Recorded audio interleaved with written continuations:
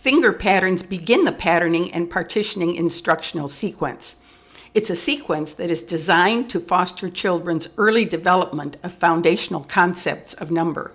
Finger patterns are used throughout the sequence, even as other instructional activities are introduced. In this sense, this video is an introduction to the entire patterning and partitioning sequence. And for this reason, we devote considerable attention to important details about the fundamentals of children's conceptual development of number. The instruction we describe is based on classroom-based research. It is intended for whole class use and is heavily dependent on the nature of the accompanying classroom discourse. In this video, we describe the instructional activities for finger patterns, explain various ways children might engage in the activities and what these ways indicate about their current number concepts, explicate learning opportunities the activities afford, and discuss issues related to classroom discourse.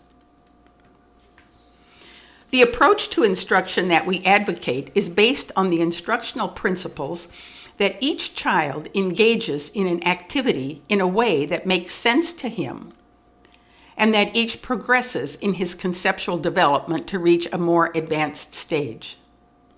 Such an approach acknowledges that at any given time, children in a class are at differing stages of conceptual development and will advance to differing stages of understanding.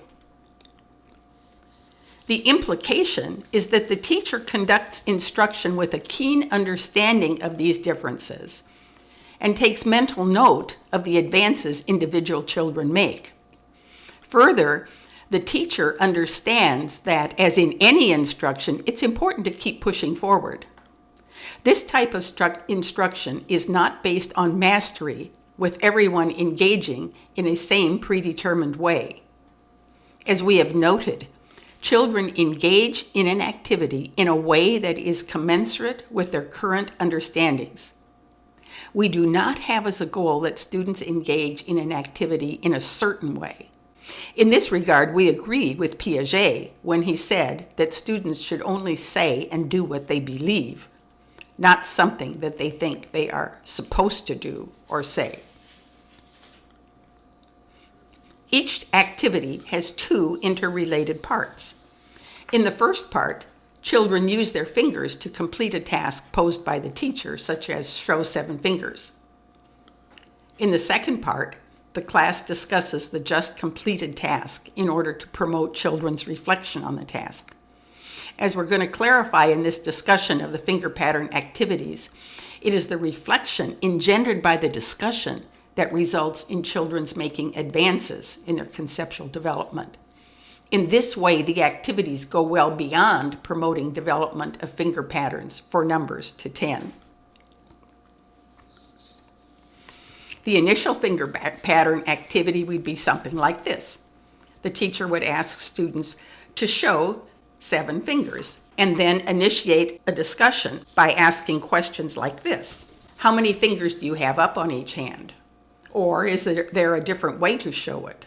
Who has a different way to show it? Is your way the same as or different from so-and-so's way? How is it different? What do you know about so-and-so's way? Is this person's way the same or different from that person's way? Why or why not? Well, what do children do for a task like show 7 fingers?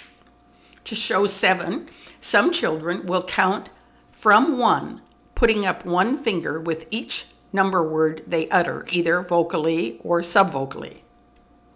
Some children may hold up several fingers at once and know how many that is without counting, then put up additional fingers one by one as they count on until they get to 7. Gradually, most children will hold up all the fingers on one hand at once and know without counting that they have 5. At this point, those children have developed a notion of 5 as a unit, a single entity that is made up of 5 individual units. These children no longer have to make 5 each time they need it by counting one by one from 1. While it is important for the teacher to take note of these differences in the ways children put up their fingers, one at a time or groups of fingers all at once, these differences are not the subject of conversation, as can be seen from the suggested questions. The focus of the conversation is on the results children have, not on how they achieved those results. This focus is deliberate. It requires that children take a retrospective look at their results and the results of others and talk about these results. Here's what I mean. At the initial stages of using this activity, children often are unable to tell how many fingers they have up on each hand without going back to count them. For example, children who put up their fingers one by one as they utter the number word sequence most likely need to create the number from 1 each time. They know to stop putting up fingers when the last number word they utter is the number they are to show. For example, a child may have put up a finger while uttering out loud to himself the words 1, 2, 3, 4, 5, 6, 7. Many children at this stage are not able to tell how many they have on each hand without going back to count each hand from 1. Let's look specifically at a child, Sam, that proceeded in just that way. He put up one finger with each number word until he got to 7. 1, 2, 3, 4, 5, 6, 7. When Sam was asked how many he had on each hand, he had to go back and recount the fingers on each hand to figure out that he had 5 fingers on one hand and 2 on the other. Now, what might the teacher do in this situation, and what is the potential effect of that action? The teacher might use her own fingers to reiterate and elaborate Sam's way. The teacher might hold up her own fingers for everyone to see and count, just as Sam did. 1, 2, 3, 4, 5, 6, 7. There's the 5, that's the whole first hand. And there's the 7, the fingers on the other hand. 6, 7, that's 2 more. 1, 2. What is the effect of the teacher's doing this? As the teacher says 6, 7, that's 2 more. 1, 2. She is emphasizing that the fingers that represented 6, 7 can also be thought of as representing 1, 2. In this way, the 6, 7 becomes the same as 1, 2. This simple teacher action is the beginning of partitioning 7 into 5 and 2. Or another way of saying it is that we see the genesis of a finger pattern for 7 as 5 on one hand and 2 on the other. We hasten to emphasize that a single exchange of this type does not in and of itself result in everyone in the class now just knowing that 7 can be thought of as 5 and 2. Further, just knowing that is not the goal of the activity. In fact, the finger pattern activity does not have as a single goal that all children will have well-developed finger patterns for numbers to 10. There are multiple goals, including that children move beyond having to create a number from 1 by counting 1 by 1, that children develop 5 as a composite and that becomes firmly established, and that children develop 5 referenced and 10 referenced relationships for numbers to 10.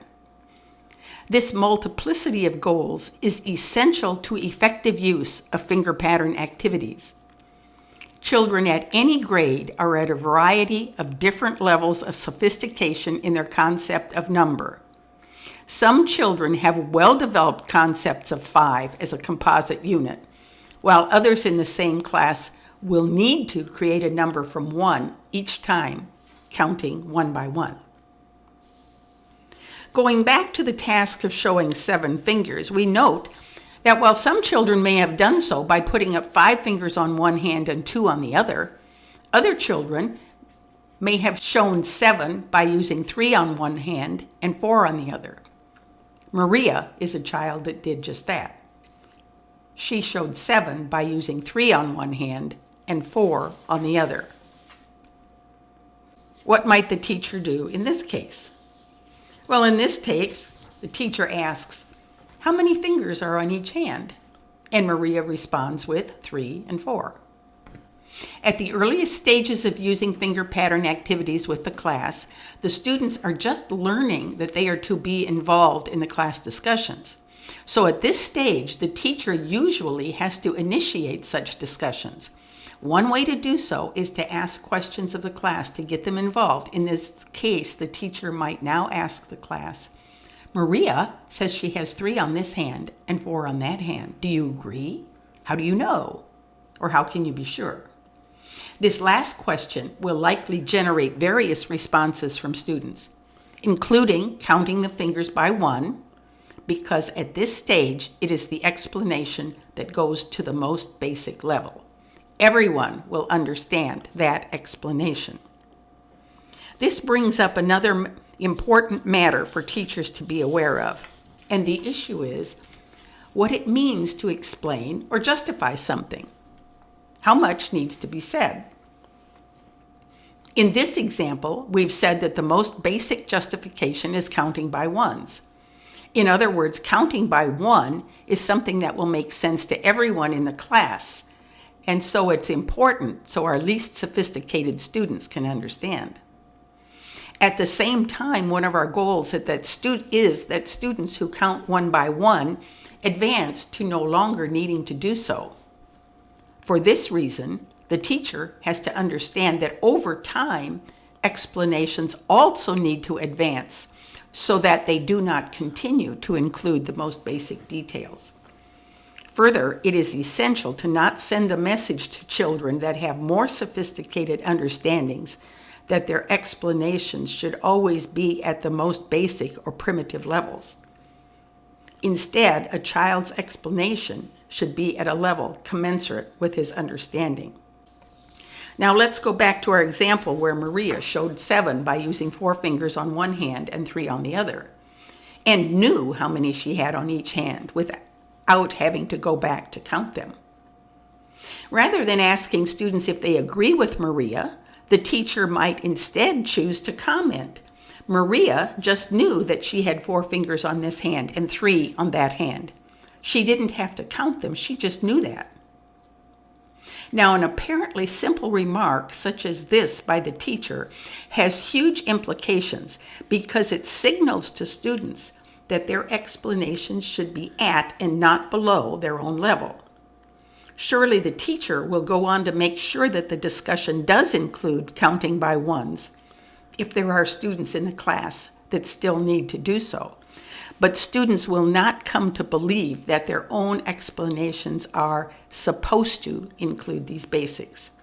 Now, the reason I include these comments is because we have experienced classrooms where well-intentioned teachers that have worked hard to ensure that class discussions are comprehensible to everyone have unwittingly left the impression that every explanation should go back to the most basic details every time.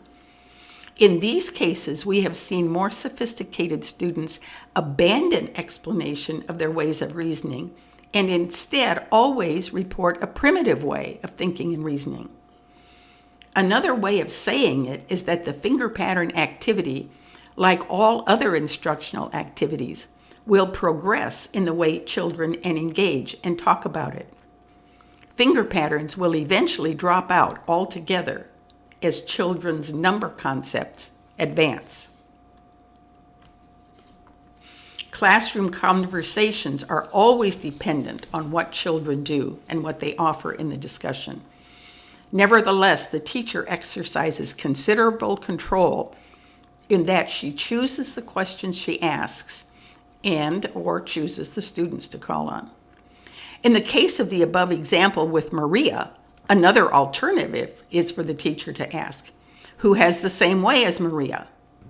Does anyone have a different way?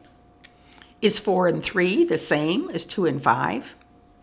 Each of these shifts the discussion from each child's own way of showing the number to a comparison of ways, comparing 5 and 2 to 4 and 3, or comparing each child's individual way to another way. These apparently simple questions about differences elevate the activity to yet another level.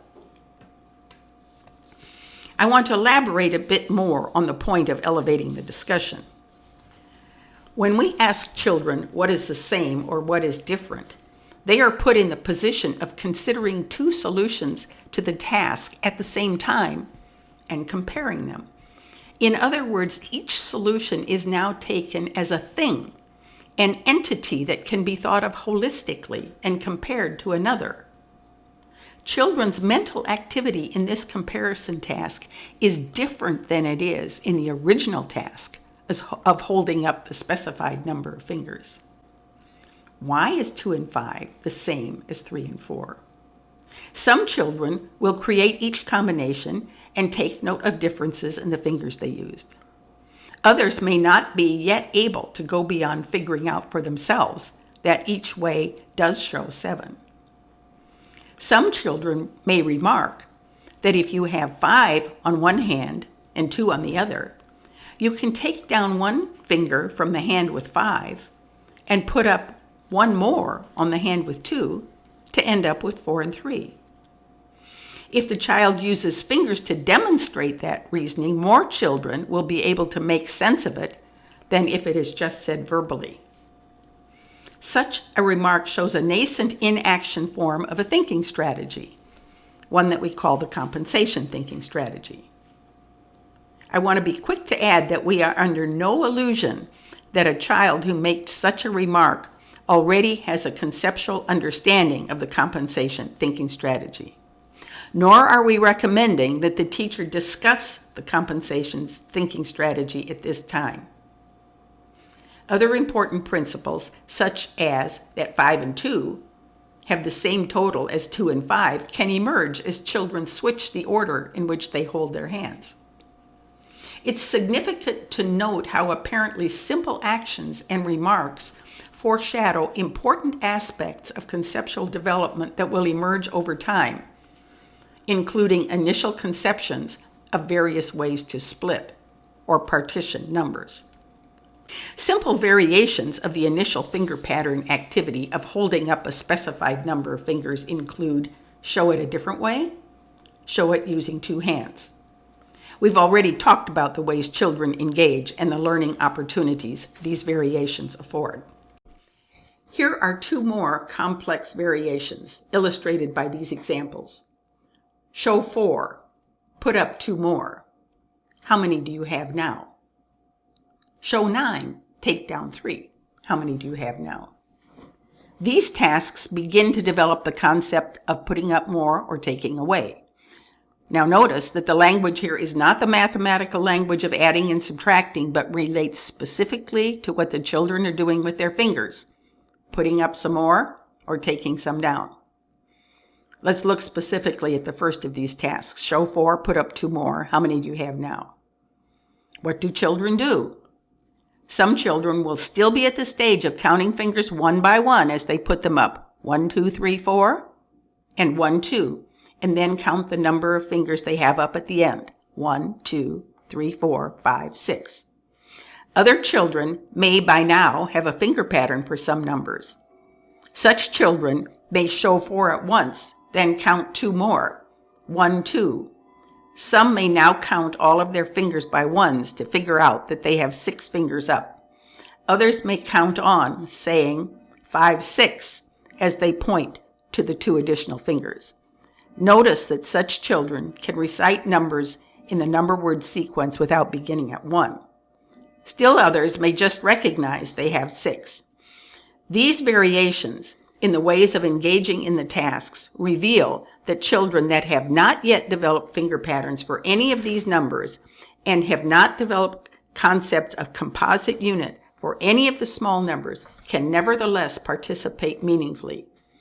The tasks may not yet be about adding more or taking away for them, but may still be about ways to show a specified numbers and ways to figure out how many fingers are up. In this way, even though the tasks as posed appear to progress in complexity and in the types of action and reflection they elicit, and therefore in the types of learning opportunities they provide.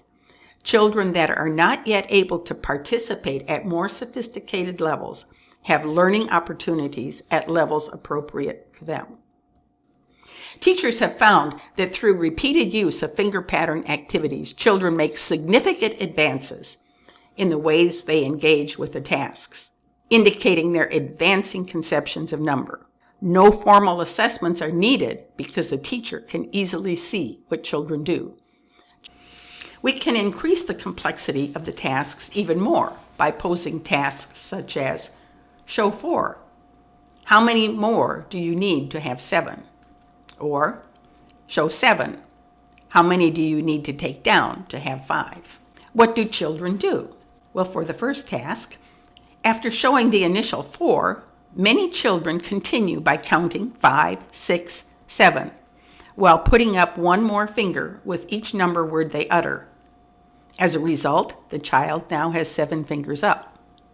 If the child showed 4 with one hand and used fingers of the second hand while counting 5, 6, 7, he may easily recognize that the 3 fingers on the second hand are those needed to get to 7. And by now, most children will recognize these fingers as 3 without counting them by 1. However, a child that put up 4 fingers on one hand and continued by first filling up the first hand before moving to the second while uttering 5, 6, 7 will end up with 1 full hand and 2 fingers on the other. In this case, the challenge for the child is to distinguish which fingers he used to make the additional ones beyond the initial 4. This challenge will be beyond the child that still needs to make a number by counting from 1. But even this child will listen to and attempt to understand what others are saying as they explain that the fingers put up while uttering 5, 6, 7 represent 3, 1, 2, 3.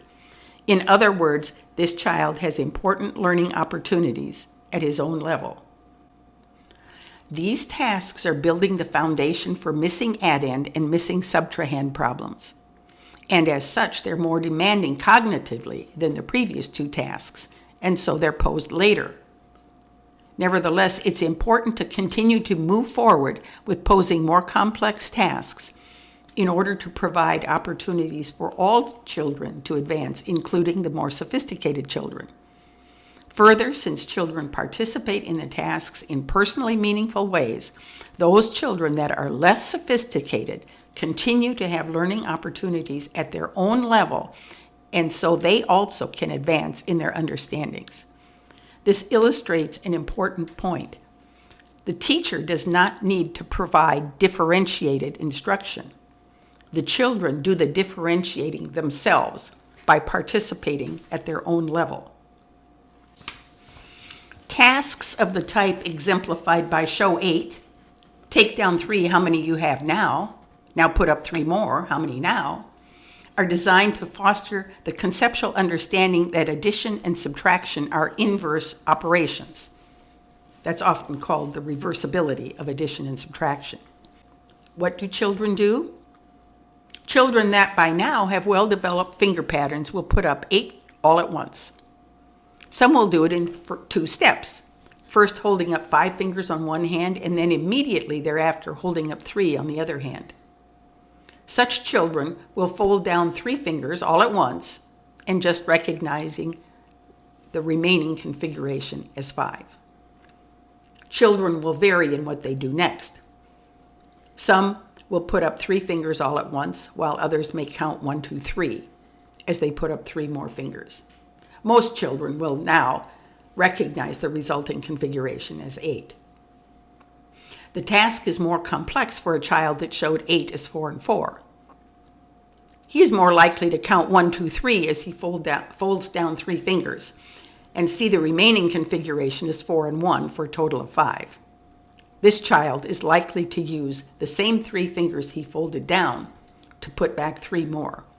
The least sophisticated child might not have been able to complete the entire task.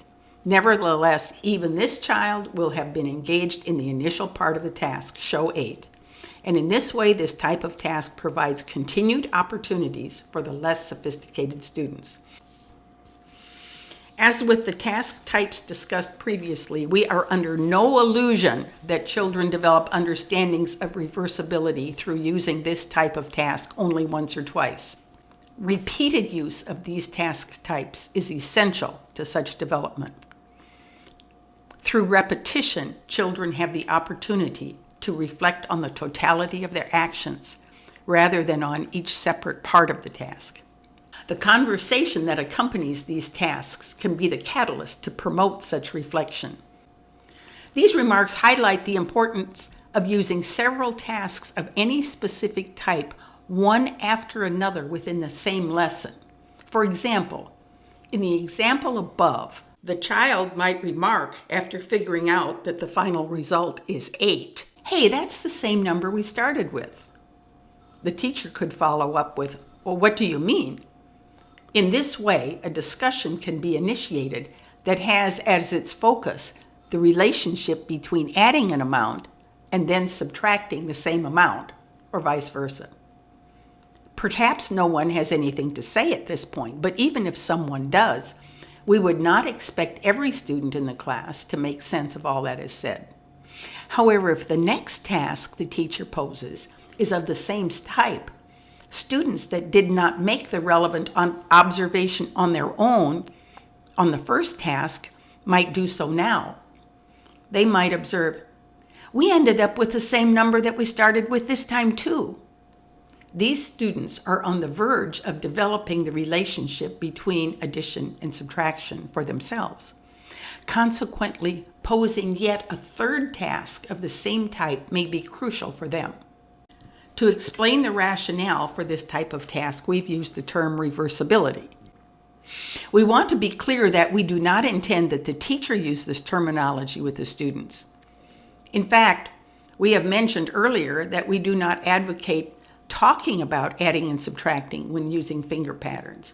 Rather, we talk about putting up more fingers and taking some down. Our choice is deliberate. The goal with finger patterns is conceptual development of number. Children's concepts grow out of their actions and reflections on these actions. A final task type that we want to discuss is exemplified by show 6. How many more do you need to have 10? Now, this task type appears to be similar to one that we've already discussed, but we list it separately because the key element of this task is that the total is 10. The ability to come up with combinations that make 10 in any specific situation is foundational to having a comprehensive, flexible world of number for numbers to 10.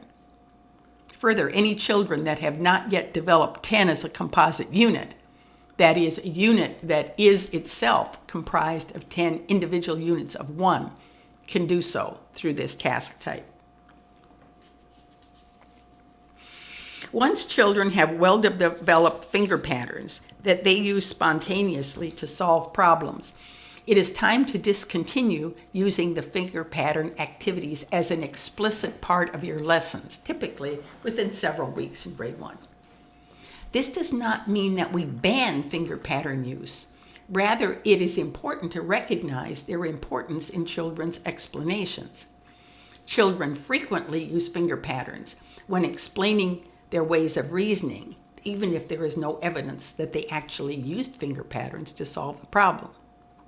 We have seen a number of instances when a child's use of finger patterns in an explanation appears to be his way of providing what he sees as essential details for others in the class, or of attempting to clarify his thinking in response to requests for additional clarification. Earlier we said that at the beginning of finger pattern use, counting is the explanation that goes to the most basic level. As finger patterns become well established for the class, taken as a whole, they become a basic level of explanation. Counting drops out as no longer needed as most basic. The amount of detail the class requires as sufficient for an acceptable explanation has advanced. This shift is evidence that the finger pattern activities have advanced the learning of the class. To summarize, in this video, we have discussed various finger pattern activities. They're listed here. They are the initial finger pattern activities, several variations, more complex variations, a task designed to promote reversibility, and a task designed to promote development of combinations of 10. In presenting these activities, we have attempted to show how they are at once simple and complex. The goal of the finger pattern activities is conceptual development. Each activity is accessible in some way to every child, no matter their level of mathematical sophistication, and each activity has the potential to promote conceptual advancement. Finger pattern activities are conducted for several weeks, and as the timeline shows, can be used productively along with other activities in the patterning and partitioning sequence in first grade. Many grade K teachers use finger pattern activities effectively for many more weeks at the beginning of the school year. In the above discussion, we have explained how children at differing levels of sophistication participate in the various task types. Teachers we have worked with have been most successful that when they intermingle task types within a lesson as they notice progress that children make and to accommodate children's differing levels of sophistication. Thus, finger pattern activities are appropriate for a longer period of time in grade K than in grade 1 and grade 2 if needed there.